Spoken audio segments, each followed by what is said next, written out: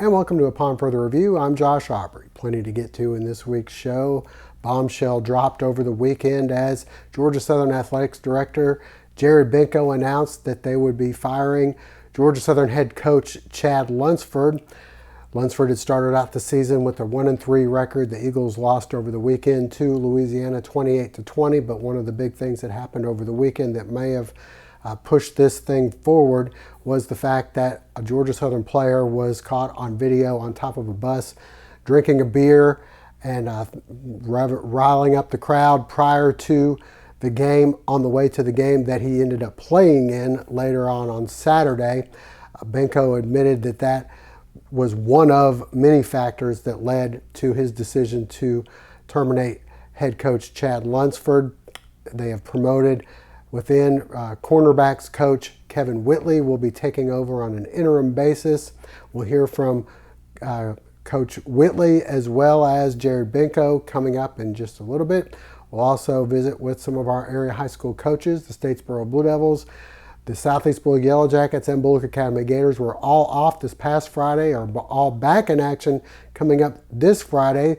For Statesboro High, it's a region matchup with Richmond Hill as they start region play. It's also a region opener for the Southeast Bulloch Yellow Jackets, who travel on the road to Hinesville to take on Liberty County, while the Bulloch Academy Gators will be at home, and they'll be their final non-region game for them as they'll be hosting Memorial. All that and some area softball highlights as well coming up on Upon Further Review.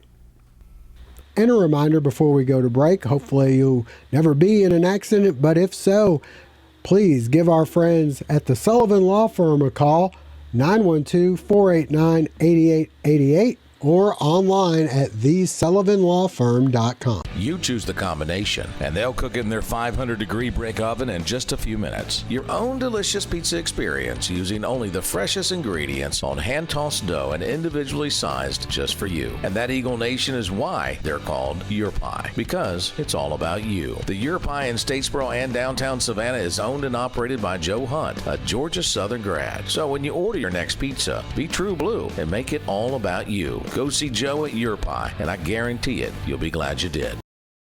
Well, a bombshell dropped over the weekend as Georgia Southern Athletics Director Jared Benko decided to part ways with head coach Chad Lunsford, firing him on Sunday and promoting Kevin Whitley, the cornerbacks coach, as the interim head coach. Lunsford was 28-20 in his tenure at Georgia Southern. He took over for Tyson Summers on an interim basis in 2017 and led the Eagles to a 10-3 record and a bowl victory in 2018. 2019, the Eagles went 7-6 and lost in the bowl game. And then this past year, the Eagles ended up with an 8-5 record and won their bowl game in the New Orleans Bowl to cap off the year. The Eagles 1-3 to start off the season. Benko had mentioned before the season that 8-5 and 7-6 records were not acceptable at Georgia Southern. Felt that the team was not on the right trajectory, and the incident that happened on the bus with the player on top of the bus drinking beer before the game did not help matters any and probably helped him to make his decision. We had a chance to talk with Jared Benko about the decision. One, I appreciate everybody being here today. These decisions are not easy for coaches, the families, and the program. This course of action is something we didn't take lightly. I met with Coach Lunsford yesterday and informed him of the change in leadership. It was in the best interest of the program. Coach Lunsford handled the news professionally. I have the utmost respect for Coach Lunsford, not only as a coach, but as a person, a husband, and a dad. I appreciate everything he's done for this program in both occasions as he served as a coach here in this program as an assistant and a head coach. When you make these decisions, you look through the lens of what's in the best long-term interest of the program. We have a strong vision for Georgia Southern football, and we're not meeting it. Our current performance doesn't match our vision of comprehensive excellence. After meeting with Coach Lunsford, I met with assistant coach Kevin Whitley and asked him to serve as the interim head coach for the remainder of the season, and he has agreed to do so. We're very fortunate to have someone on our staff with his head coaching experience and playing experience like he does. Coach Whitley was an All-American here, and he knows what Georgia Southern football is all about.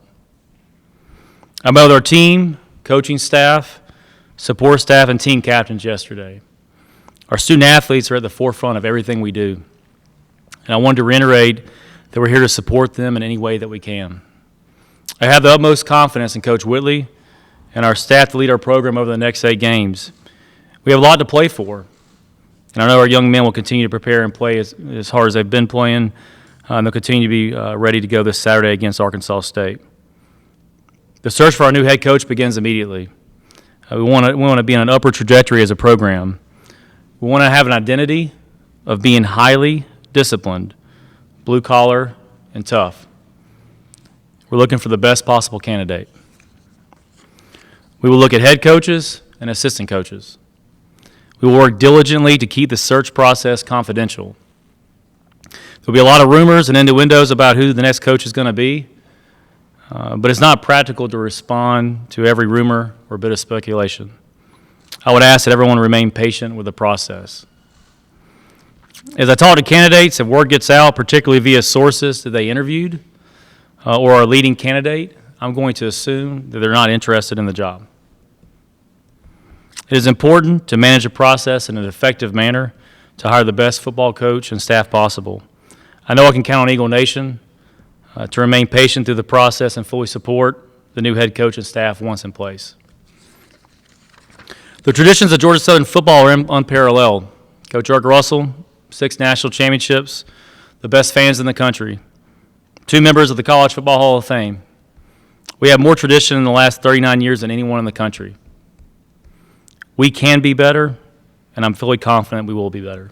Every day is an evaluation. Every day has a sense of urgency to it, coaches and staff. And so what I can share with you is everything up to the time of the decision was factored in. It wasn't a one issue, Josh. I think it was a comprehensive review. And so I've been on the job now a year and a half, and so I was at the point where it was time for a new direction. What was shown on that video, it's not acceptable.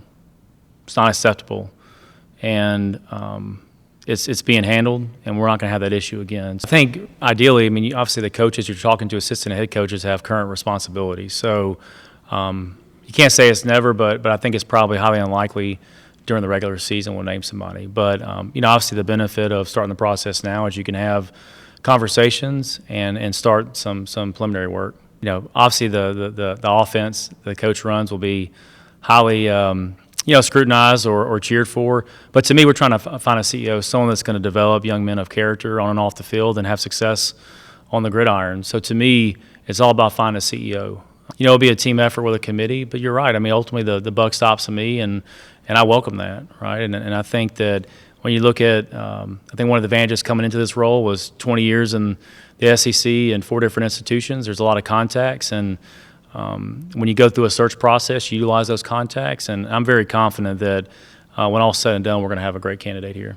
I'm not going into the search with a mindset of, well, we can't afford this person. We're going to aim high. As I said before when I was introduced, if we aim high and miss high, so be it. But we're not settling, and so I'll do anything I can related to fundraising and getting the revenues needed to get the coach in here that we need. This is a big hire, and we're going to turn over every stone possible, and that includes resources. Benko decided to promote cornerbacks coach Kevin Whitley into the interim head coaching position. Whitley, the only member of the staff that had been a head coach before. He was a head coach at Stockbridge High School, where he compiled a record that included over 90 wins. He had been at Georgia Southern since 2019. We had a chance to talk with the new interim head coach about his new role. I'm very humbled by this opportunity, and I want to thank everybody who went into making this decision. Being a Georgia Southern Eagle for well over 30 years now, it's a very special place for me. And I played here, went to school here, graduated from here, made a lot of lifelong friends. I've had a number of guys text me that I played with. My teammate got put in the Hall of Fame on Saturday, Rodney Oglesby. So again, this is a special place. I do want to thank my wife, Star, and my kids. I don't think a lot of times people know the sacrifice they make to be a coach's wife and kids. So, but I do want to appreciate them and my parents and also my brother. So, number one concern right now is our student athletes. Right now, particularly our senior class, guys are giving so much to our program, and we just want to make sure we send them out the right way. So the focus right now is just rallying the troops, make sure everybody's pulling in the same direction. We actually practiced yesterday, so the first time on the field was yesterday, and the guys responded really well. And we're looking forward to having a great week of practice and getting ready for Saturday. I mean, I have a lot of respect for Coach Lunsford. He's the reason I'm here. He gave me an opportunity, and I've tried to support him and make the best of the opportunity he's given me. So I think all of us in the same boat there. All of us have very strong feelings about him. But right now, just like we just mentioned, that when adversity hits, you got to step up and find a way to get it done. So that's what we're going to try to do. I met with the staff. I met with the players. I met with support staff, and I'll continue to do that the rest of the day and make sure we're all on the same page. Now our biggest opponent is ourselves. So we're going to work to get better. We're going to do the things that we need to do in terms of blocking and tackling, get better on the fundamentals, and then Saturday will take care of itself. So right now, like I mentioned, the biggest obstacle right now is just make sure everybody's on the same page, make sure everybody believes in what we're doing, and then going out playing the best of our ability. We actually, like I said, we did get on the field last night. Normally we're here 10, 11 o'clock at night on Sunday. But when we came off the field yesterday, I told everybody to go home, kiss your wife, kiss your kids, make sure everybody's okay. Because again, it's a tough situation not only for players but for coaches and their families, like you mentioned. So we want to make sure that our wives are good, our kids are good. Because one thing I've learned is that if you ain't happy at home, you're not very effective here in the office. So we want to make sure everybody's good. Again, it's a tough situation for everybody involved.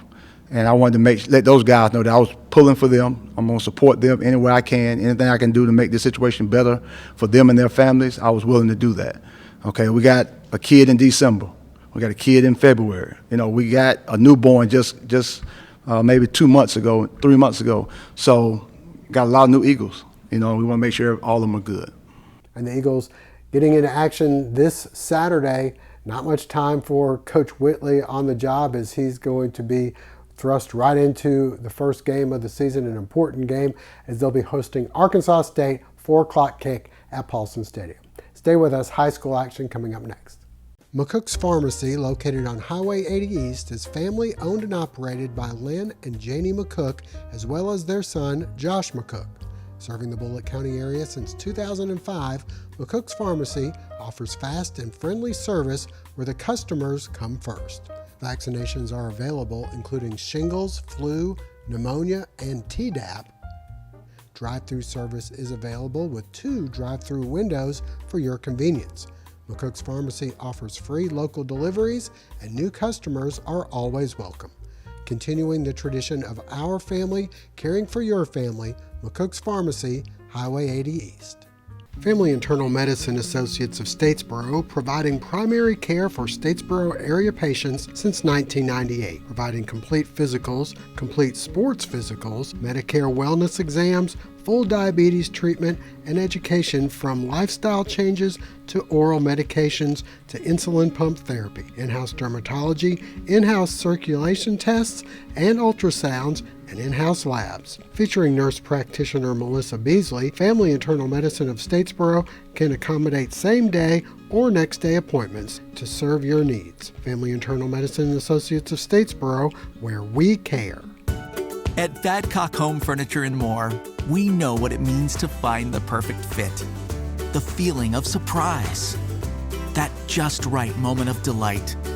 It's what we see every time a family finds their priced right style and snuggle perfect comfort.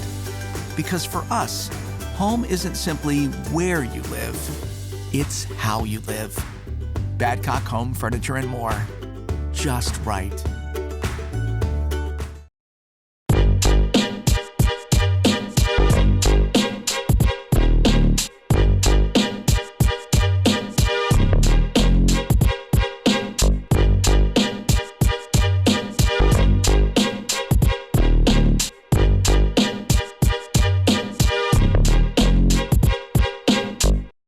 Well, the Statesboro Blue Devils, coming off a bye week 2 weeks ago, they were able to knock off Liberty County to enter the bye week with a little positive behind them. This week they open up region play against Richmond Hill. We had a chance to talk with Coach and some of the players about the matchup. There was a lot of good in the bye week, and there was a little bit of negative, and we had a couple of guys get hurt. You have to – there's a fine line between what you do during an open week, one of the things we feel like we've got to do is get more physical. In order to do that, you got to practice physical. So we got a couple guys banged up, which we don't know if they'll be available yet. But the week was good. We struck a lot. Felt like kids got a little bit more physical. We got a 7A team and 6A coming to Walmart Field.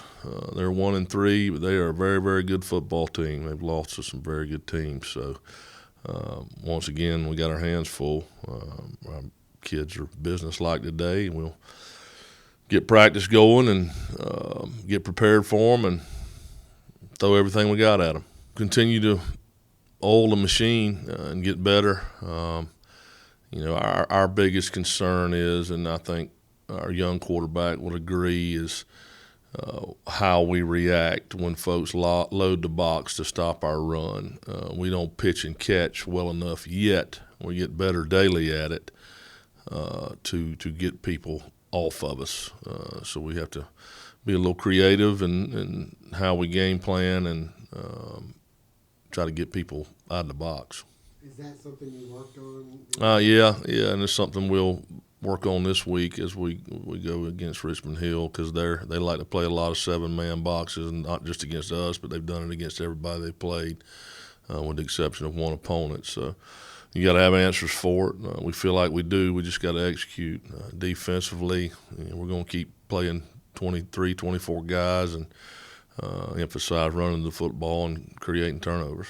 They're a 3-4 team defensively. They play a ton of kids. It's weird, not weird, but it's how you want your program to be. Last year they graduated 21 starters. I think this year out of their 22 starters, 18 of them are seniors. So it's they've had a lot of guys sitting in the wings waiting to play. They still play a bunch of kids.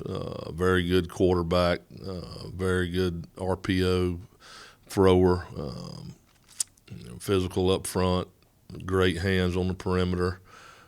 So it'll be typical play in Richmond Hill. They're a good football team. Well, we started off good against Wayne, and then we had some rough weeks. And then last week we had a week to get better. And the week before that we won, and we started to get our rhythm back. And now, watching film and all, I feel like we're getting back where we need to be. They look good. I'm not gonna lie, they look good, but we've been trying real hard, and we've been working, and we have a good shot. I feel great, honestly. We're going to win. Yeah, I think we're doing great. It's easy to get bored during a bye week. You don't have nobody to play. You're not looking forward to anything.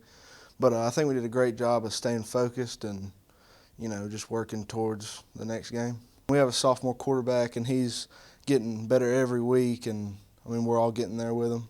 Richmond Hill's good. They're always good. Always going to be good, but it's a first region game, and it's one we got to win. That game getting underway at 7:30 at Womack Field. Stay with us. Southeast Bulloch previews coming up next. The Southeast Bulloch Coaches Show segment is brought to you in part thanks to Southeast Tire and Service. Southeast Tire and Service has been in business for 13 years, offering extensive vehicle repair and service from bumper to bumper. Come have a cup of coffee with us and let us help you with your car needs. Located at 400 Parker Avenue in Brooklyn. With operations across North America and customers all around the globe, Interfor is one of the world's largest lumber providers. Interfor serves the needs of customers, strengthens local economies, and builds value for its employees and shareholders. Interfor is where excellence meets opportunity. In the past decade, Interfor has invested $1.3 billion into modern facilities and systems that employ the latest technologies. Interfor, excellence grows here. Well, the Southeast Bulloch Yellow Jackets, like the Blue Devils before them, had a bye week this past week. They enter with a 4-0 record. This week they open up region play at Liberty County. We had a chance to talk with Coach Jared Zito and some of the players about how things have been going. I think there's a good chance for one to get rest. Felt like I wanted our guys healthy and fresh for this week. I told them they wouldn't have a chance to really rest until we're done playing football at this point. And so we really wanted to do that, and so I think that was important. We got our game plan installed for Liberty County. We worked on our punt team a lot. Felt like that was a priority for us to really clean up some things there. had a little bit of fun. Try to get we call it joy. Try to get the joy back a little bit. Sometimes you get in the middle of the season and it gets real grindy, and everybody kind of forgets to have a little bit of fun along the way too. So we got all that taken care of. We practiced a couple days, and hopefully today they're fresh and they feel rested and their bodies feel better. And we'll refocus back on Liberty County. It's a perfect spot. We were a little, nothing major really for the most part. We were a little bit banged up after that last game up at Grovetown, and so we had some guys that really probably could have used a couple days of rest and some ice. And then, like you said, right in the middle of these two, the 2-2 split gives us a chance to kind of take a breath for a second. And then after those 2 games, we do come back for 3 out of the 4. So the back half of that season is going to be really good, but the 4-game stretch in between is kind of tough. Don't want our people to forget about us here in Brooklet. Well, you look on film, there's a couple guys that really stand out on offense and on defense. I think number 1, number 5, number 6, and number 2 probably are their top 4 guys, and they have a big tackle, number 77, that seem to like to run behind him. Got some athletic kids. Kind of feel like they got a base on both sides. They kind of have things they believe in on defense and offense. I think we'll see what we see on film. They come down to execution. Of course, region play, I'd imagine they're going to, just like us. I mean, at this point, they're going to play a lot harder, just like we hopefully will as well. These games count way more than the first 4. Things have been good. It was good to get some rest, and we just have a little extra time to prepare for the first region game. We're really close to being almost unstoppable. I feel like we just have a couple little things every game that mess us up. If we can just fix little mistakes, I think we'll be really good. Feeling good. I think everybody's got some rest. Everybody's feeling good. We think we know what they're going to run, so we're just going to get prepared. I feel like all of our guys are healthy now. We really bonded over this off week we just had. Everybody's back, right, gelling together, stuff like that. Right now I feel like we're at 75%, but once we get to 100, we might light up the scoreboard, put 60, 70 points on there. They have some good athletes, but right now I haven't seen no athletes better than us on both sides of the ball, so I feel like we should come out on top on that one. That game getting underway at 7:30 in Hinesville. Stay with us. Bulloch Academy previews coming up next. Ready for fall? Us too at RJ Pope. Get ready to cheer on your favorite team in a new performance polo from Peter Millar, Southern Tide and AFCO. Ladies, we have the best brands and trending fashions. Complete your look with one of our best-selling shoe brands, Soft, On Cloud, and Free People. Shop these brands and so much more at one of our 3 locations, RJ Pope Buckhead, Downtown, and Vidalia. The Bulloch Academy Gators, like Statesboro and Southeast Bulloch, had a bye week this past week. They're 0-4 on the season, looking to turn things around as they'll be hosting Memorial in their final non-region game of the season. We had a chance to talk with head coach Steve Pennington about how things have been going. Again, open weeks can be a blessing or they can be a curse, but honestly this was a blessing. Coming off 4 very difficult, hard-fought contests, and without a victory, it was a time to go back and refocus on where we are and where we've got to go. Our players responded beautifully and really had a great week of practice and had an opportunity to give them a little longer weekend, which they so desperately needed as far as allowing their bodies and minds and emotions to kind of be refreshed. So it did come at a good time. We are still nursing some injuries that we hopefully will overcome very soon. We would hope that the open week would give us an opportunity to get some people back, and that has happened. And so overall, it's been a very productive time and a good time for our open week on our schedule. Really, our attitudes and our spirit has just been really always upbeat, focused on the task at hand. And I really think that with the 4 difficult teams that we have played, our players will find some confidence and strength in that schedule, from the standpoint that it has prepared us mightily for what we have before us these last 6 weeks. This game this week, being another non-region game, but it's the last one before we start our region. And so I think that this is an opportunity that where we have gained confidence even in defeat, to the point to where we want to have a good showing and develop even more confidence as we go into the region schedule the next week. But very proud of our players' attitudes. First of all, Memorial, we played them last year, and again, they're a team that is not large with numbers, and therefore they have to play a lot of people both ways. We hope to use that to our advantage because we do play a lot of players. And it's also an opportunity for us to work on our executions, and because they, on offensively and defensively, they're not anywhere near complex as what we have faced on the previous Friday nights. Therefore, it should allow us to play a lot faster, a lot more aggressive. So on both sides of the ball, as well as special teams, we want to raise our level of play, develop some confidence, and really even try to create opportunities for our younger players to play, so that we can evaluate and observe them to start acquiring greater depth as we move into the region schedule. So it's a lot of positives and a lot of promise if we can go out and do what we're capable of doing and take charge of this ball game and get off on a winning track. And that'll wrap things up for now. We thank you for joining us. Hope to see you again next week.